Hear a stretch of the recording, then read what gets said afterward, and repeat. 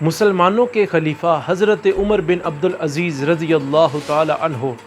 جب آپ خلیفہ مقرر ہوئے، جب آپ نے حلف اٹھایا، آپ ابھی گھر نہیں پہنچے تھے کہ اسلام نافذ ہو گیا تھا۔ حلف اٹھانے کے بعد جب حضرت عمر بن عبد العزیز گھر تشریف لائے تو گھر آنے کے بعد اپنی زوجہ محترمہ کو اپنے پاس بلایا اور آ کر کہا کہ تمہارے پاس دو آپشن ہیں، ایک آپشن یہ ہے کہ تم عمر بن عبد العزیز کے ساتھ رہو، اور دوسرا آپشن تمہارے پاس یہ ہے جو تمہارے پاس زیور ہے وہ سارا زیور مجھے دو اور وہ زیور میں مال غنیمت میں جمع کروا دوں۔ حضرت عمر بن عبد العزیز کے اس سوال پر آپ کی زوجہ محترمہ نے کہا مجھے زیور نہیں چاہیے، مجھے کوئی مال اور متاع نہیں چاہیے، مجھے صرف آپ چاہیے۔ حضرت عمر بن عبد العزیز کی زوجہ محترمہ نے تمام مال لا کر حضرت عمر بن عبد العزیز کے قدموں میں رکھ دیا اور کہا کہ مجھے یہ مال نہیں چاہیے، مجھے یہ زیورات نہیں چاہیے، بلکہ مجھے آپ چاہیے، دین مصطفیٰ چاہیے۔ تو حضرت عمر بن عبد العزیز نے وہ تمام زیورات کو اٹھا کر بیت المال میں جمع کروا دیا، اور جب حضرت عمر بن عبد العزیز دنیا فانی سے کوچ کر گئے، آپ کا انتقال ہو گیا، تو یزید بن عبد الملک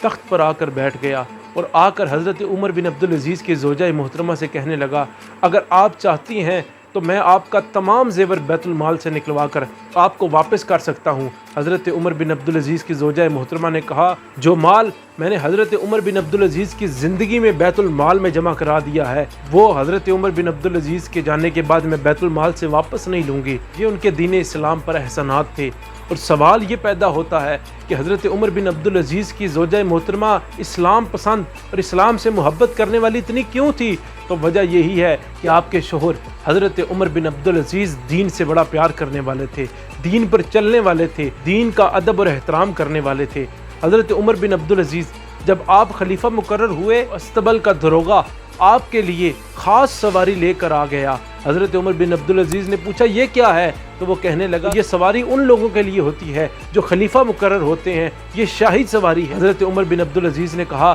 کہ مجھے یہ شاہی سواری نہیں چاہیے بلکہ میرا خچر لایا جائے تو میں اس خچر پر سواری کروں گا، یہ شاہی سواری میرے لیے نہیں ہے۔ اسی لیے تو حضرت عمر بن عبد العزیز ابھی گھر نہیں پہنچے تھے کہ امیر لوگ بھی فٹ پاتھوں پر آ کر لیٹنا شروع ہو گئے۔ کیوں؟ کیونکہ انہیں پتا تھا کہ عمر بن عبد العزیز آ گئے ہیں تو اب کسی کے پاس فالتو مال نہیں رہے گا، اب زکوٰۃ وقت پر ادا کی جائے گی، اب عشر وقت پر دیا جائے گا، اب غریبوں کی مدد کی جائے گی۔ حضرت عمر بن عبد العزیز ابھی گھر نہیں پہنچے تھے کہ اسلام نافذ ہو گیا، اسلام کا پرچم بلند ہو گیا، ہر طرف اسلام کا بول بالا ہو گیا۔ حضرت عمر بن عبد العزیز وہ شخص ہیں جن کو ثانی عمر بن خطاب رضی اللہ تعالیٰ عنہ بھی کہا جاتا ہے۔ آپ کے دور میں حضرت سیدنا عمر فاروق رضی اللہ تعالیٰ عنہ کا دور واپس آ گیا تھا، اور کیسے دور واپس نہ آتا؟ کیونکہ آپ نے اسی دین پر چلنا شروع کر دیا تھا، اسی اسلام پر چلنا شروع کر دیا تھا۔ اس اسلام پر چلنے کا حکم میرے اور آپ کے غمخوار آقا نے دیا تھا۔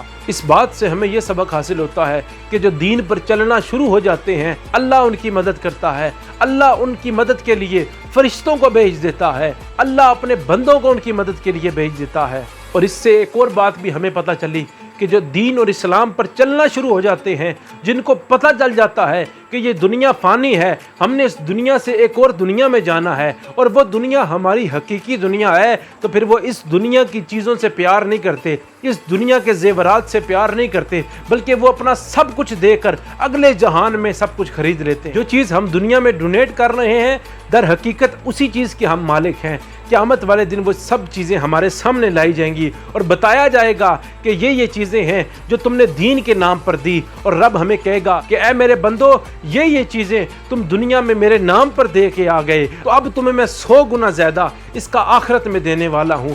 دنیا میں ڈونیٹ کرنے والا جب یہ سب دیکھے گا کہ آخرت میں تو رب ہمیں 100 گنا زیادہ دے رہا ہے، تو پھر ہم کہیں گے کہ یار جو ہمارے پاس تھا ہم وہ بھی دے دیتے تاکہ اس کے بدلے بھی ہمیں رب عطا کرتا۔ تو اللہ تعالیٰ سے دعا ہے کہ اللہ ہم سب کو دین پر چلنے کی توفیق عطا فرمائے، اپنے مال میں سے کچھ مال اللہ کے نام پر دینے کی توفیق عطا فرمائے۔ جزاک اللہ خیرا۔